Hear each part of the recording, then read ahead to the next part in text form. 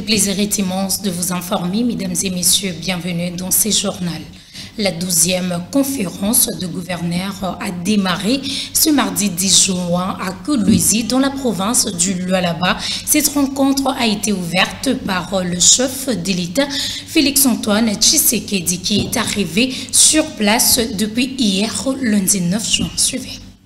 Ce forum de 4 jours est placé sous les thèmes la santé comme facteur de cohésion sociale et le développement durable de province. Tous les gouverneurs de province et présidents des assemblées provinciales séjournent au chef-lieu de Lualaba. Sitôt arrivé ce lundi à Kolwezi, le président de la République, qui a été accueilli par une foule immense, a inauguré quelques ouvrages. C'est notamment la salle de congrès qui a abrité ses assises. Elle a une capacité d'environ 1500 places. La salle des spectacles, qui en compte un peu plus, et le nouveau bâtiment du gouvernorat de province. Dans la délégation du président de la République se trouvent plusieurs membres du gouvernement. Le Sénat, qui est l'émanation des provinces, est présenté par son président. Appliquer les anciennes résolutions lors de la 11e session académie, les gouverneurs des 26 provinces de la RDC ont formulé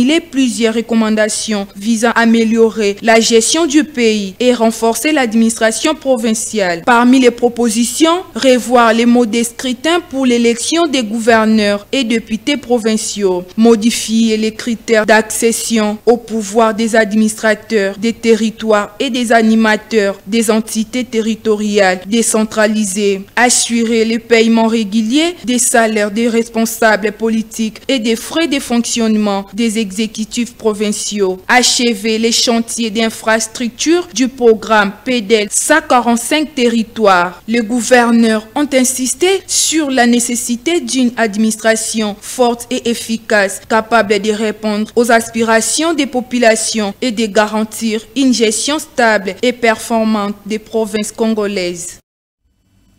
Le vice-premier ministre, ministre du Transport, voit et des enclavements, Jean-Pierre Bemba a révélé le lundi 9 juin au cours d'une interview accordée à Top Congo FM que le nouvel aéroport en cours de construction à Kinshasa sera inauguré en décembre 2027.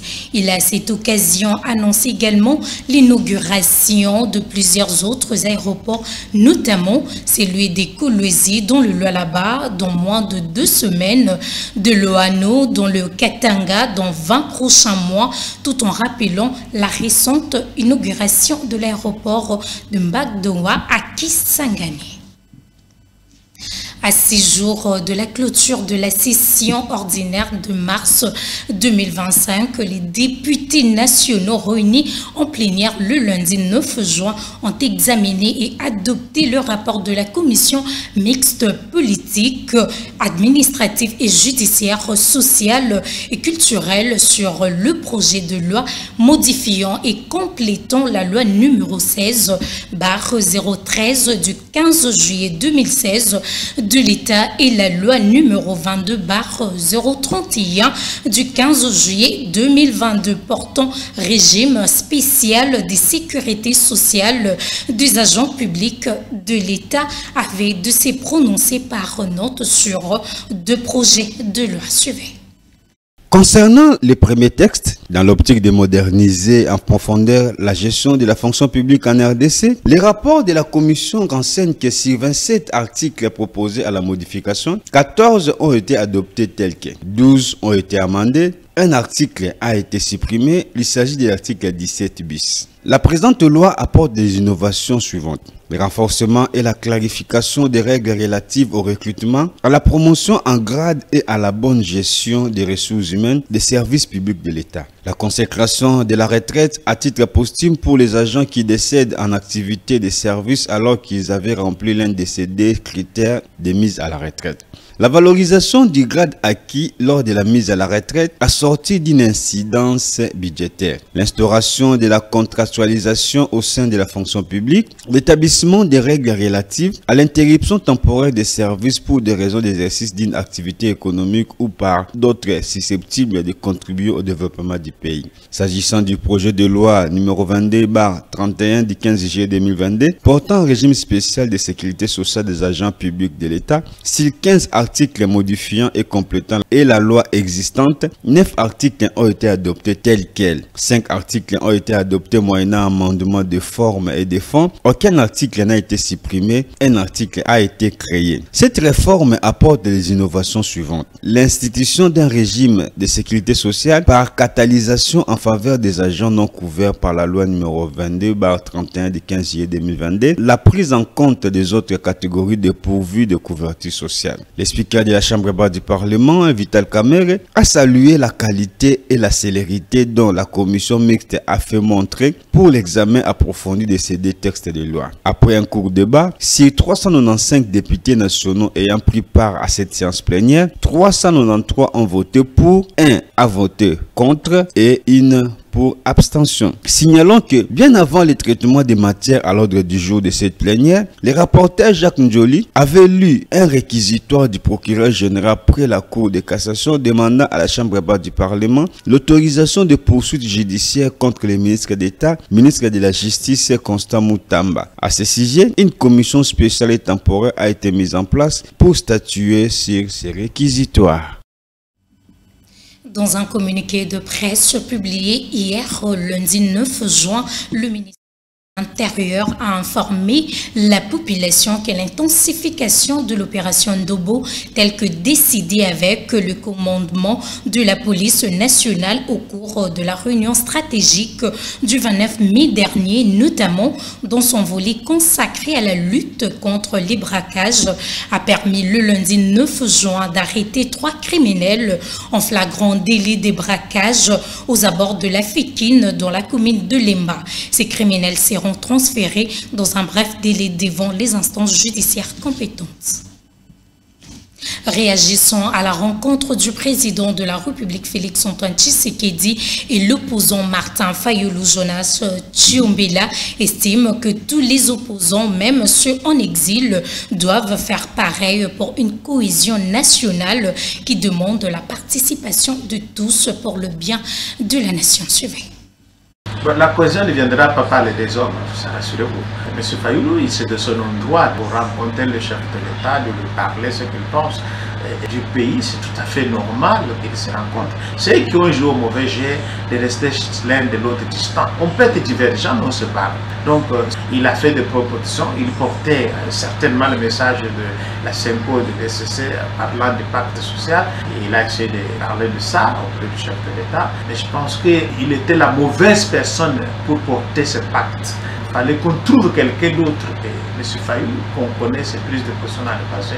Mais là où il rejoint le chef de l'État sur la défense de l'intégrité du pays, il a aussi notre soutien parce que nous estimons que le moment n'est pas indiqué de nous déchirer. Le moment d'abord, c'est l'unité du pays, c'est l'intégrité du pays qui compte pour nous, c'est les vies des Congolais qui comptent pour nous. Et après, nous pourrons voir ce qui nous divise. On ne peut pas mélanger les choses pour penser qu'on peut trouver des solutions. Donc, le dialogue entre les Congolais, la preuve qu'il a rencontré le chef de l'État, ce dialogue aussi. Nous pensons d'ailleurs nous-mêmes au niveau de l'université civile rencontrer M. Fayulu pour parler avec lui. Nous avons entendu ce que nous pensons aussi de ce qu'il a en train de penser et comment ils peuvent le faire pour qu'on arrive. Donc, nous encourageons toute initiative qui peut aller dans le sens de la recherche de la paix pour le Congolais et le Congo. Donc, c'est une rencontre que nous avons souhaitée, mais ça peut s'élargir à d'autres. Je crois que nous attendons M. Moïse Katumbi, M. Denis Sanga et bien d'autres. Et même, pourquoi pas M. Kabila qui était Goma venir à Kinshasa, laisser les armes. Et M. Nanga aussi doit laisser les armes, venir à Kinshasa. Parce que c'est ici le siège des institutions de la République, on peut parler de la paix. Mais quand vous prenez les armes, vous parlez de la paix, ça n'a pas de sens. Le meurtre de Kabasili Wapanga Céleste, membre du parti au pouvoir UDPS, qui a rendu l'âme après torture à la 9e rue Limité, suscite des questionnements. Jonas Tchoumbila, qui a déploré ses comportements, appelle la justice, qui a déjà débuté son travail, le fasse avec tout son cœur. Mais je suis très touché même, je regrette qu'on en arrive là, dans le parti au pouvoir. Pendant qu'ils n'étaient pas au pouvoir, ils étaient unis. Ils trouvent le pouvoir, ils se désignent et eux, nous savons, le pouvoir divise. Donc, comment ils sont divisés et jusqu'à arriver à verser le sang de leurs propres militants. Et pourquoi ceux qui décident dans ces partis laissent pourrir la situation jusqu'à y a mort d'homme? Oui. Est-ce que il risque de ne pas être un bon modèle? Bien sûr, la démocratie, c'est la contradiction. Le pouvoir, le parti peut avoir des courants qui se contredisent, mais qui n'arrivent pas à se tuer. La violence est devenue, l'UDPS est reconnue comme un mouvement non violent. Est-ce qu'ils ne sont pas là en train de démontrer le contraire de ce qu'ils sont censés être? J'interpelle ceux qui dirigent l'UDPS. Je n'ai pas besoin de citer les noms des gens ici. J'interpelle ceux qui dirigent l'UDPS, qu'on n'arrive pas à mort de gens. Alors, maintenant qu'il y a mort d'homme, alors il faut que la justice agisse. Qu'on ne fasse pas du théâtre, que la justice agisse. Avec qui se sont permis de tuer. J'ai suivi, comme tous les Congolais, l'enfant du défunt dans les réseaux sociaux en train de dire qu'il y avait à proximité des gens qui pouvaient protéger mais ne l'ont pas fait. Nous attendons voir aussi ces gens-là, et particulièrement à la nouvelle civile. Nous suivrons l'agent de l'ordre qui était là, qui n'a pas pu faire sa mission pour sauver une vie. Cet homme, les témoignages de ses compatriotes disent que c'était quand même un de leurs qui a travaillé beaucoup. Donc nous déplorons cette mort, mais nous pensons que ça ne puisse plus se répéter. Et les autorités de ce parti doivent appeler leurs militants à la non-violence interne. Si déjà à l'interne comme ça, à l'externe, ça sera quoi? Ils sont interpellés. Après la décision du président du Conseil supérieur de l'audiovisuel et de la communication, Christian Bossembe, interdisant les médias congolais à toute mention de l'ancien président Joseph Kabila et de son parti, le PPRD, Jonas Tchoumbila, pense qu'on ne peut pas interdire le média à faire son travail. Je crois que M. Bossembe, dans les débordements, n'ont rien à faire avec la Constitution de la République. Donc, nous dénonçons d'abord cette mesure anticonstitutionnelle qui n'a rien à faire avec la démocratie, c'est la cohabitation des contradictions. M. Bossembe n'est pas venu pour nous contredire. Il a oublié même sa mission. La mission du Conseil supérieur de l'audiovisuel, c'est de réguler, d'organiser les médias. Ce n'est pas d'interdire ce qui doit être dit. Il faut laisser les Congolais d'apprécier ce qui doit être dit. Donc, c'est une décision illégale qui demande à ce que, s'il est gentil, qu'il retire tout simplement avant que l'opinion se mobilise autour de lui. Les agents et cadres du service national des élèves en colère. Ils protestent contre la décision de suppression de leur service. Selon eux, cette décision a été annoncée par la ministre de l'Éducation nationale et Nouvelle Citoyenneté, Raissa Malou, dont plusieurs endroits de pneus ont été brûlés et de chants entonnés pour réclamer l'application intégrale de l'arrêt ministériel dans lequel plus de 11 800 agents sont recensés. Le manifestant rappelle que le CERNI est clairement mentionné à l'article 1er de la structure organique de la direction provinciale de l'éducation nationale et de la nouvelle citoyenneté. Rationaliser le CERN comme un service à part entière et non comme un simple bureau dépendant d'un autre service, martèlent les agents en colère.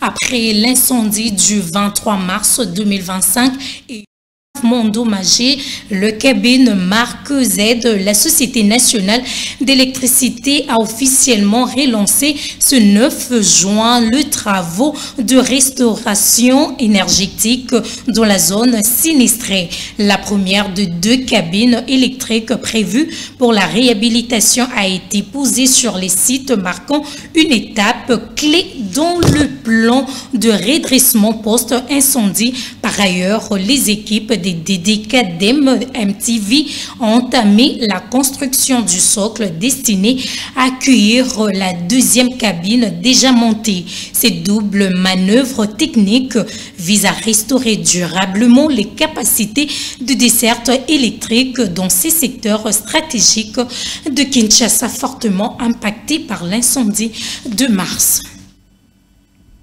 Mesdames et messieurs, un communiqué nécrologique dans ces journaux.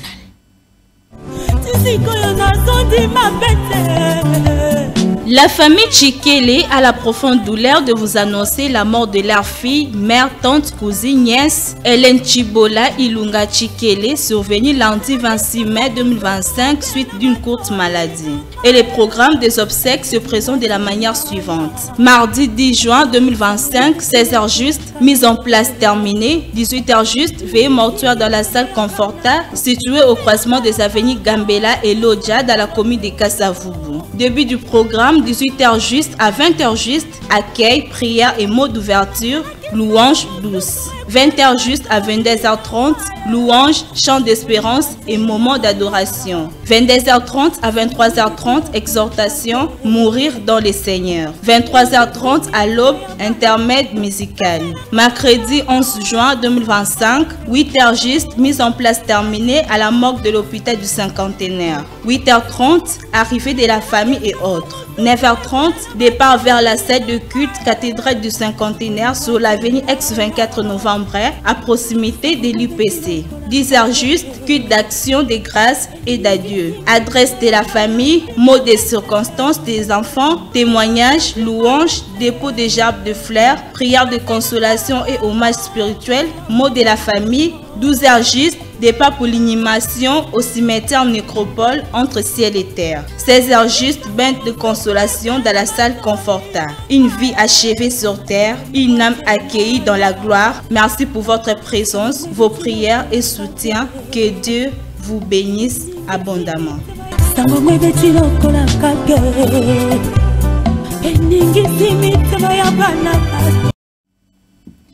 Le Dieu qui est donné a repris nos condoléances à toute la famille. Mesdames et messieurs, c'est par ces communiqués nécrologiques que nous mettons définitivement fin à cette édition du journal. Sachez que si l'on souhaite la paix dans le monde, la paix doit surtout exister en chacun de nous. Au revoir.